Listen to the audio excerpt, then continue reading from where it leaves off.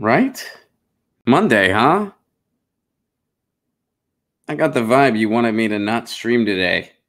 I got the vibe you were like, hey, I know you have to go to the pet store today. So maybe if you don't stream, that'll happen even sooner.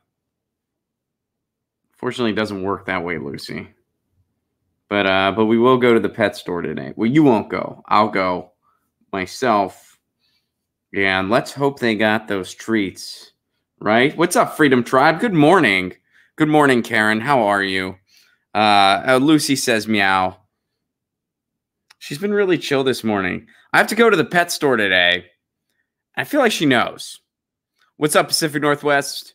What's up, Shannon? What's up, DLJ? What's up, Farkas?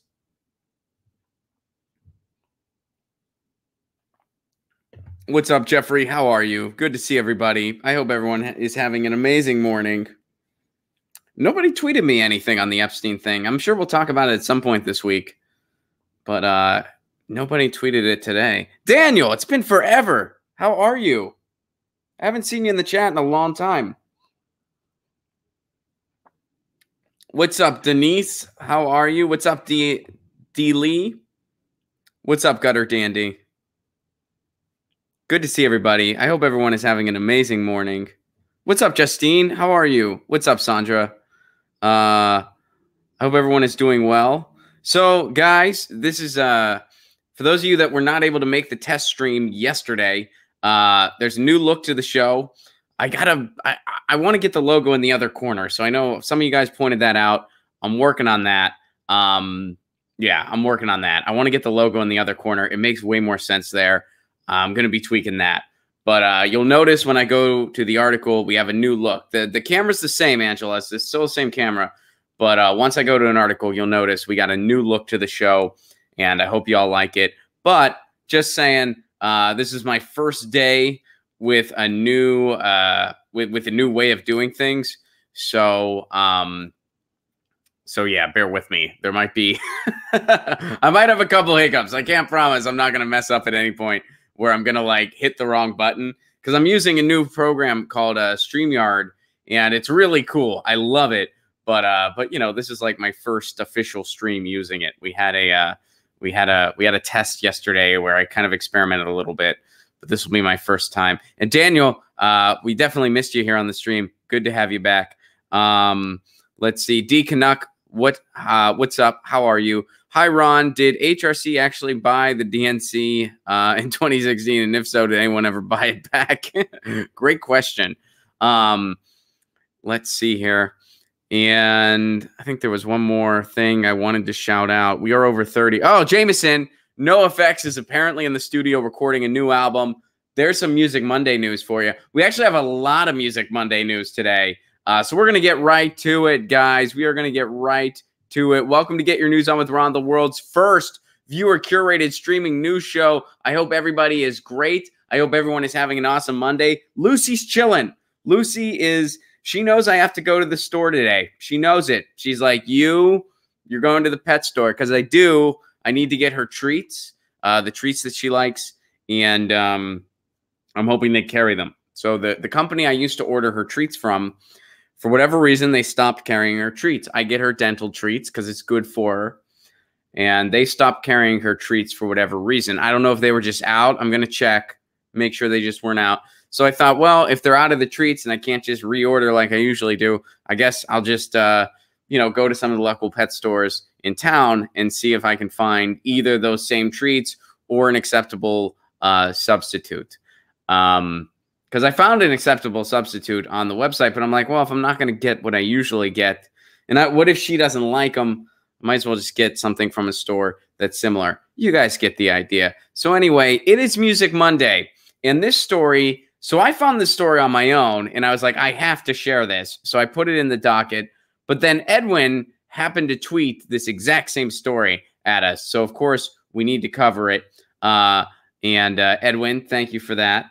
I guess great minds. That's what they say, right? But check this out. I am totally stoked about this story. Boom. See how we do that now? Check that out. All right. Oh, and guess what else we can do? On a mission to document America's vernacular music, specifically the blues and the everyday men and women who create it. He's founder of Music Maker Relief Foundation, which helps struggling and aging musicians. He's also a photographer. His new project, Blue Muse, is a collection of portraits of musicians not typically in the spotlight. NPR's Debbie Elliott reports. The New Orleans Museum of Art contains a French painting of Marie Antoinette, Picasso's Woman in an Armchair, and Andy Warhol's Mick Jagger.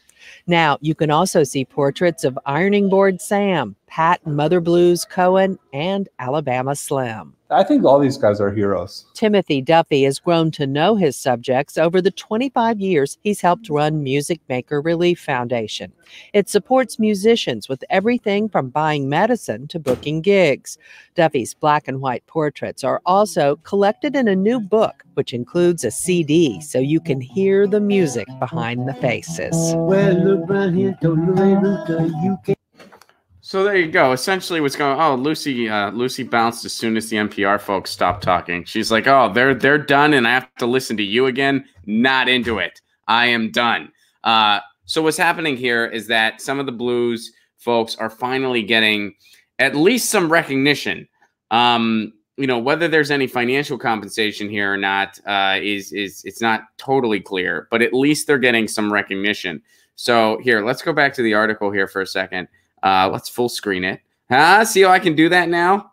How neat is that? So this is a quote from Taj Mahal, who I actually got to see recently. Taj Mahal, both the microphone and camera passed them by. He's referring to a lot of the bluesmen who went unrecognized and unnamed, which he actually says a lot of the work was done by people who are nameless. And this is one of the, we've talked about this concept on the show before. This is one of the biggest injustices in popular music. And there's a lot of them. There are a lot of them, but this is one of them. These bluesmen who wrote all these songs that were later picked up by Elvis Presley and the Rolling Stones, like tons of the household names we all know and love. They never got their dues. They never got compensated properly. And a lot of them just kind of lived on a plantation for the rest of their lives. They lived in a cotton field for their entire lives. They would hear their songs on the radio, and they never got their fair due from it. So here's at least an attempt, to document some things. A lot of these songwriters are no longer with us. So, I mean, the only way you could kind of compensate them would be to give something to their estate or their families if they have them. And, I've mentioned this on the show before, but I'll mention it again. One of the reasons I got hip to a lot of this stuff was because, where I went to college, Indiana University, we had a rock history department. And one of the things that we did in that rock history department, this wasn't actually formally part of class, but every Tuesday night, one of the professors would have a blues documentary night where he would show a documentary about a certain blues songwriter. And the theme was the same through every documentary. This person never got their dues. They never got paid properly. I mean, it was ingrained in my brain. I can still hear it as if I just saw the movie yesterday, listening to Arthur Big Boy Crudup, who wrote a lot of the great blues songs that Elvis went on to cover. Arthur Big Boy Crudup, who just said, how many songs do I have to write before I don't have to work in a field anymore? And you just kind of, it's a lesson in justice. It's a lesson in show business. It's a lesson in racism. Big time. That's the biggest lesson. And, as a college kid watching this stuff, just thinking, holy shit, they didn't get a fraction of what they deserved. They didn't get anything. This is insane. So finally, something's happening here where they're trying to do some stuff. And let's take a look at this photo again.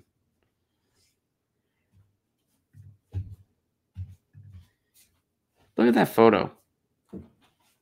That's pretty powerful. And that is Luther Freeman Vines. And these are his handcrafted guitars. So some of these artists had to make their own guitars. It's pretty humbling. So I'm glad there's at least some documentation going on here, to try to right the wrongs. But, the optimist in me says this is great, and hopefully it's educating a lot of folks and stuff like that. The cynic in me is saying, well, it's probably way too little, way too late, because, again, a lot of these songwriters are no longer with us, and a lot of them ended up dying in poverty, even though they wrote songs that went on to make millions. But at least something's being done here, as we saw here via the NPR piece. So there you have that. We got another Music Monday story that specifically deals with music. Oh, and we got something really cool today, by the way. We got something really neat. We have a story that features a regular that tunes into Get Your News On with Ron. So I think that's pretty cool. We gotta Get Your News On with Ron regular, and we're gonna be getting to that story later today. But first, here's something else that's going on. Boom. Pussy Riot is performing in Alabama to protest the ridiculous abortion ban. I said banned. Wow. Music Monday is on my mind. Music Monday is clearly on my mind. So the Russian collective Pussy Riot will perform in Alabama on Thursday, that's this coming Thursday, a sold-out concert to raise money for women's rights groups in light of the state's recent passage of a near-total ban on abortion. Proceeds from the Birmingham benefit will go to Planned Parenthood and the Yellowhammer Fund, a group that gives assistance to women seeking abortions at one of the southern U.S. states' 3 clinics. In May, Alabama lawmakers triggered outrage after pushing through legislation making abortion a felony, even in cases of rape or incest, unless the mother's health is at risk, punishing doctors with up to 99 years in prison for providing the procedure. You guys remember when that happened? We talked about it a lot here on the show. And Pussy Riot is doing their thing to try to do something about that, and they're playing a show. We've talked about this concept before. I think it's a good thing they're doing this. I'd imagine some of you, and especially some folks in the comments later, might disagree. They might say Pussy Riot should not be doing this. We talked about the concept before, where I made it clear that I feel if you're a mid-level act or a mid-level artist, you're actually doing more good by going to these places and supporting the people protesting and supporting the people who are there than you would be by boycotting them. Now, if you're somebody who sells out arenas and you're a significant part of the economy, then you face a different conversation, because then you have to realize, well, gee, if everybody at my level didn't go to these places, then it would hit the lawmakers where it hurt, in the pocketbook. But if you're a mid-level person, I feel that you would do more good than bad by showing up and extending solidarity to the people who are suffering. And I guess Pussy Riot feels that way too. The reason they probably feel that way is because they know what it's like to be marginalized. They know what it's like to be persecuted. So they can imagine how the people in Alabama feel that are going through this. They can imagine how left-leaning people in Alabama feel right now. And they want to be there to support them. So I think Pussy Riot's doing the right thing. And even if you don't think they're doing the right thing, I hope you at least understand where they're coming from. I hope you can at least see, well, gee, I can understand where they're coming from. But I think Pussy Riot's doing the right thing by showing solidarity and trying to do their part to help the people there.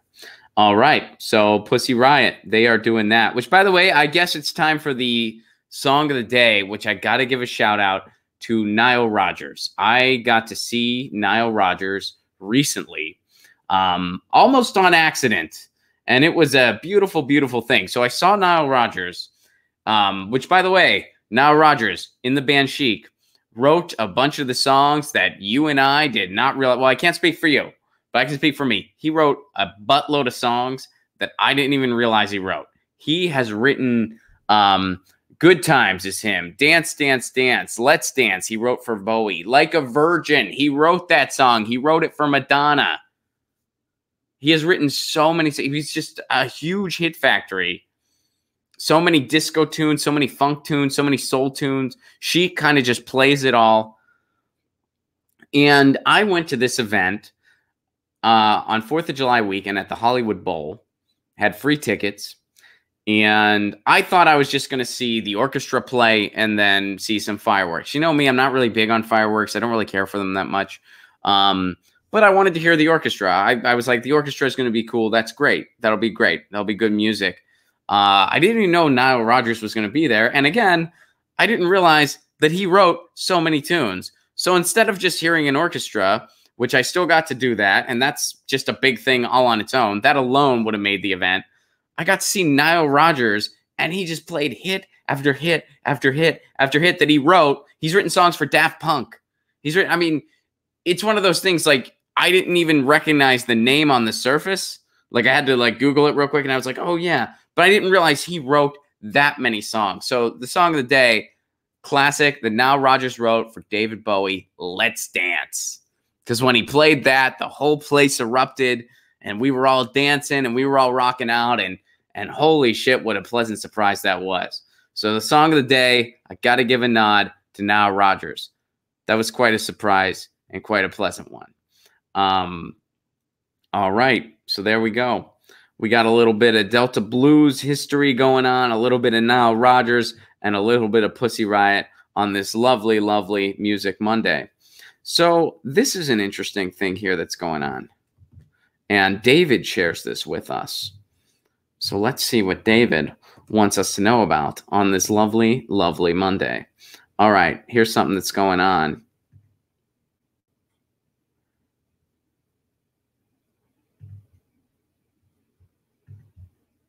The Trump administration is considering outlawing messaging encryption.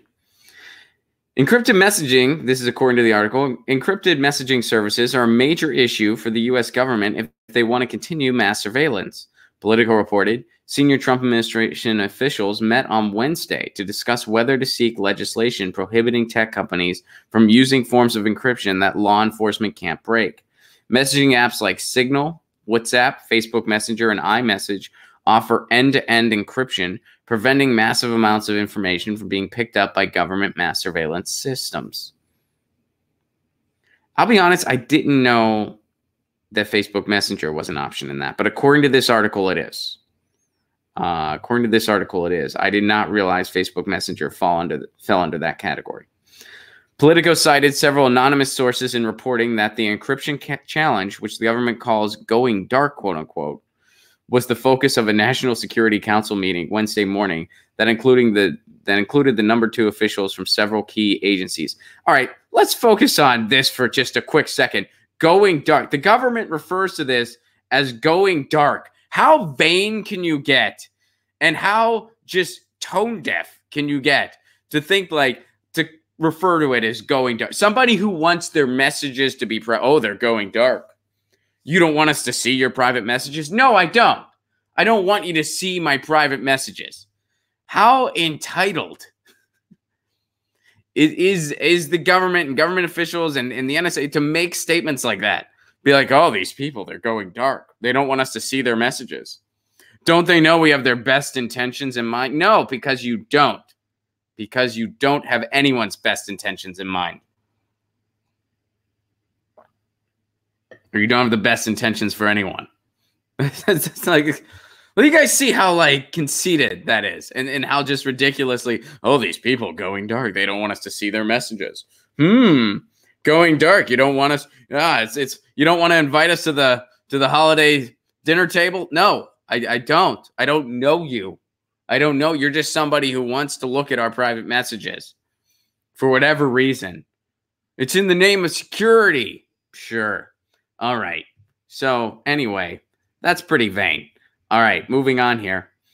Senior Trump administration officials have reportedly not yet decided on how to deal with their encryption problem. They are considering if they should request legislation. Oh, man. These are the priorities. This is the priority. Hey, what about those people that are sending encrypted messages that we can't see? We got to do something about that. We don't have to do something about online privacy for individuals. We don't have to do something about facial recognition, which is getting creepy and Orwellian. We don't have to do anything about net neutrality. We don't have to do anything about municipal broadband. We don't have to do anything about digital rights. We don't have to do anything about spam. We have to do something about the people who just want to be able to message privately.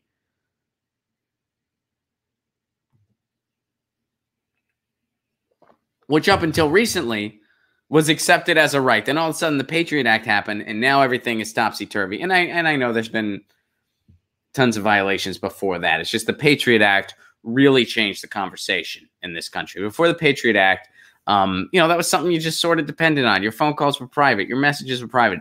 Then the Patriot Act happened. And in many ways, that was a test. That was a test for we the people. And we said, okay, we'll sacrifice privacy in the name of quote-unquote security. Are we any safer? Probably not. But this is what the Trump administration, this is their priority. This is people sending encrypted messages. We got to crack down on that. All right. Way to go. Another home run. Another home run from the Trump administration. So because municipal broadband kind of naturally came up in the conversation, we have an update. We have another, for instance. So you guys know that I talk about net neutrality and municipal broadband a lot on this show. It's a very important topic to my heart. It's something that I'm pursuing in my community. I'm trying to get municipal broadband here in Pasadena, California. That's where I live. And it's been a long climb for a number of reasons. One of the reasons being, like, I only have so much time to dedicate to it. But anyway, a lot of times what you hear when you want to pursue a municipal broadband project, which, by the way, what is municipal broadband real quick? It's basically, it takes the internet out of the hands of these big cable companies who want to screw you over and screw over net neutrality, and it puts it into the hands of cities and municipalities. Net neutrality will be written into the charter, and we will have a free and open internet. And by the way, we'll get the best internet that's possible at a more reasonable price. Cities that already have municipal broadband, they get just that. They get the best internet in the country at a reasonable price. Ask anyone in Chattanooga, Tennessee. Chattanooga, Tennessee's been ahead of the curve. They'd have municipal broadband for years now, and they get the best internet at a reasonable price. And what's interesting here, other places in the Southeast are catching on. Tennessee, which is not a very, I mean, I used to live in Tennessee. I used to live in Nashville. Tennessee on the state level, not a very progressive place at all. But something like internet infrastructure and digital rights, that's not a partisan issue. That has support on the right and on the left. Over 80% of citizens favor net neutrality. Over 80%. And that includes Republicans, Democrats, and everything in between. Further left, further right, you get the idea. So municipal broadband, similar story. Because even if you're somebody on the right who says, oh, we don't want the government involved, we don't want the city involved. Well, gee, don't you also favor competition? Don't you think it's fair that these cable companies get some competition? Also, and then, of course, if you're more on the left, you might be more in the camp of, hey, let's put this in the hands of our city and let's control our own internet infrastructure. When something goes wrong, the city's going to have to fix it. The city's going to be here. Not some cable company that's all around the country that doesn't really give a shit about customer service. So Tennessee itself is talking about municipal broadband plans across the state and stuff like that. And it's catching on in other parts of the Southeast, because here's something that's going on in Georgia. Decatur INET plans draw Comcast acrimony in Georgia. This is from a little bit ago, but we haven't covered it yet. So at a May 6th commission meeting in Decatur, Georgia, city leaders approved a project budget of $2.3 million to build a municipal INET and award the construction contract to Georgia-based Network Cabling Infrastructures, Inc. The decision came amid demands from cable giant Comcast that the community of about 24,000 immediately begin paying exorbitant fees for infrastructure the city has used under a past local franchise agreement. So here's what essentially goes on, and this isn't just unique to Decatur, Georgia. This is unique all across, or this is common all across the country. Big Cable has anticipated this day. They anticipated the day where cities and municipalities are going to be sick of their bullshit. They're going to be sick of Comcast, one of the most unpopular companies in the world, not just in the country, in the world. one of the most unpopular companies in the world. You don't hear about that too often. Why? Well, because they own a news outlet. Why does Comcast own a news outlet? It makes no sense. Why does Comcast own MSNBC? Well, because they can, is the answer. Because they can. But they shouldn't. It makes zero sense. None whatsoever. But it's the world we live in. So Comcast and AT&T and all of the cable companies, who, by the way, they formed an organized duopoly in the United States. That's essentially what they did. They made territory agreements, kind of like the mafia. That's what they did. So whenever someone says, oh, there's competition in broadband, no, there isn't. They have an organized duopoly. That's it. That's what they have. So they've anticipated the day when cities are going to want to build their own infrastructure. And what they did was they had a lot of red tape set in place to make sure that doesn't happen. In contracts that they had with cities, they would have agreements on the outset that said, hey, you can never build your own infrastructure, or you can never build here, or you can never do this. Now, the way some municipalities and cities have been getting around this, when those agreements were made, we had net neutrality. Now that we don't have net neutrality, it makes those agreements null and void. Of course, it's more complicated than that, but I'm not a lawyer. We're not lawyers, and I'm not here to give legal advice. You get the idea. But anyway, so that's what's been going on. So Decatur's been facing this too. Let's go back to the article, see what else is going on in Decatur.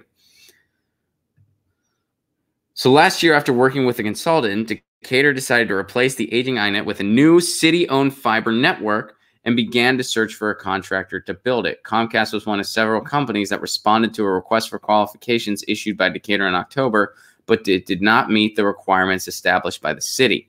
Less than 1 month after Decatur notified Comcast that it was not selected, the company told former city manager Peggy Maurice that it planned to retire the iNet right away unless the city paid for its use.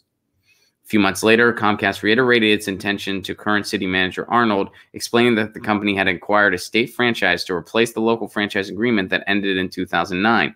According to Arnold, Comcast decided to charge the city approximately $370,000 annually for use of the current iNet until the new one is built. So basically they're saying, oh, you want to build your own thing? You want to replace some stuff? Well, guess what? You're going to have to pay top dollar for this until you do that. And if you don't do that, I guess you don't get internet. What are you going to do? How are you going to fight back? That's what Comcast is doing. Does this encourage competition? First, they wanted to stop the building from happening.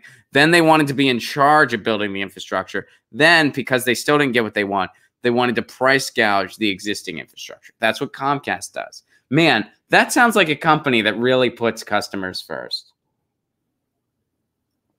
And I drink water from a mason jar. Water from a mason jar. I drink it. All right, so here's a couple quotes here. The heavy-handed approach taken by Comcast grossly violates the way the city operates. Instead of working towards a creative solution to satisfy both parties, Comcast is bullying the city into making a hasty, uninformed decision. For its part, Comcast pointed out that it attempted to renegotiate with the city after the original local franchise agreement expired, and that the cost Arnold quoted was not their lowest offer. Contrary to your characterization of the company as bullying the city, this is Comcast's response. Comcast has allowed the city to enjoy free use of the iNet for 10 years longer than was required, during which time you have been fully aware of Comcast's desire to convert the network to a commercial arrangement. However, if the arrangement between the city and Comcast, in which the city used the infrastructure for no additional fees, has continued for almost 10 years, city leaders in Decatur don't appear to have been made fully aware of Comcast's desire. All right, so here is more in the article from the Monopolist Playbook. Comcast's decision to demand payment right after being denied the construction contract raises questions, especially since Comcast was content to allow Decatur access to the network without demanding payment for nearly a decade. Often companies who are party to expiring franchise agreements try to argue that they have supplied connectivity to municipalities for free, and they put for free in quotes because it wasn't actually free. It was just certain things. They had the infrastructure through such arrangements. In actuality, Comcast and similarly situated cable companies obtained free or reduced costs access to municipalities' rights of way, as well as the ability to reach thousands or tens of thousands of customers with little to no competition, and to make municipalities dependent on them for connectivity. In the case of Decatur, subscribers contributed to the construction costs, possibly paying for the construction of infrastructure which Comcast claims it owns. So they just rearranged the cost of infrastructure. They still put it on the consumers. Then they're saying, we own this, and now we're going to charge you again. You see what's happening here. Customers still paid for their internet. Comcast was still making a bunch of money. They had this infrastructure that they said, okay, the city, you can use this. We're giving this to you for quote unquote free. And now they're saying, oh, you don't want us to build this new stuff that you're trying to do. Well, we own this stuff, and we're going to start charging you outrageous prices for it until you build your new stuff, which we're going to try to stop that too.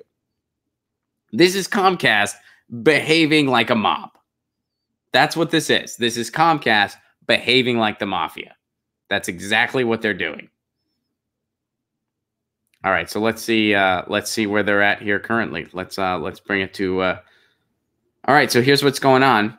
The planned fiber network will connect 14 city buildings and 10 school locations. So this isn't even like an extensive customer fiber network. This is just replacing what the city and municipality was using. And even that, Comcast is trying to stop. The local school system will contribute about $650,000 towards the cost of building the network. A redundant ring design and underground deployment will make the new iNet more reliable than the current network. The increased reliability and capacity should improve the city's public Wi-Fi and allow for use of smart city applications. Decatur plans to start construction of the new network in June and hopes to have it completed within a year. Well, I wish them luck. And wow, look at this. Comcast, they are the mob. Comcast is literally the mafia. That is what they do. Comcast is the mob. I mean, look at how ridiculous that is. They have... You know, there's no doubt that Comcast didn't get what was theirs in regards to funding this infrastructure. It's not like Comcast was in the business of charity here at any point. So we know what Comcast was actually doing. We know what they actually did. We know that they recouped and made tons of money like they always do. Now, here we have them wanting to build infrastructure, not even just benefiting the entire community, but just for the infrastructure for the city and municipality. And Comcast is still trying to stop it, and now they're trying to charge again. And they're trying to price gouge even more. Comcast. That's why they're one of the most unpopular companies in the world. Oh, boy. So let me see what you guys are saying. So this is our new format. Let me know what you guys think of the... Well, I guess it's not really a new format. The format's exactly the same. But this is kind of the new look and the new way of doing things. One thing that I've learned so far going through all the stories today is that I think we're going to be able to do more stories because we just got through. Usually I pick 5 stories for the day, and we get through them in about 45 minutes to an hour. We just got through all 5 of those in a lot quicker time. I don't think it's because I'm talking less or anything like that. I think it's because there's just more seamless transitions. You know what I mean? Like we can go from article to me like really, really easy. So that's interesting, huh? So what do you guys think? Slow news day. I give AT&T money until we can figure out how to get consistent Wi-Fi in the mountains. Susan, I like the new look. Karen, way cool. Chris Wynn, Ron, Australia and the USA are already raiding and detaining journalists for criticizing Trump and the government. Check freedom of the press on Twitter for it. I will do that. Slow News Day gives some good advice. Hey, y'all, hit that like button if you haven't already. Please do hit that like button if you haven't already. Let's see. Daniel brings up something interesting. If corporations are to be considered humans, yet I can only apply for a job electronically via the internet, then the internet should be free. End of story. Tom says, good luck with the internet, guys. I'm not going to tell you how quality and price of the internet in Europe is better. Oh, yeah. Oh, yeah. When I was in England and Scotland and Ireland, I was just, yeah, it was so much faster. It was very accessible. And then I bothered looking in I bothered looking at what people typically pay, and yeah, you guys pay a lot less. You guys pay a lot less for your internet, and it's way better. And you can look all this up, by the way. You can look up like where the fastest internet is, who has it. You know, you can look up all that stuff. So there you go. A1 and A2 recommends Finland. There we go.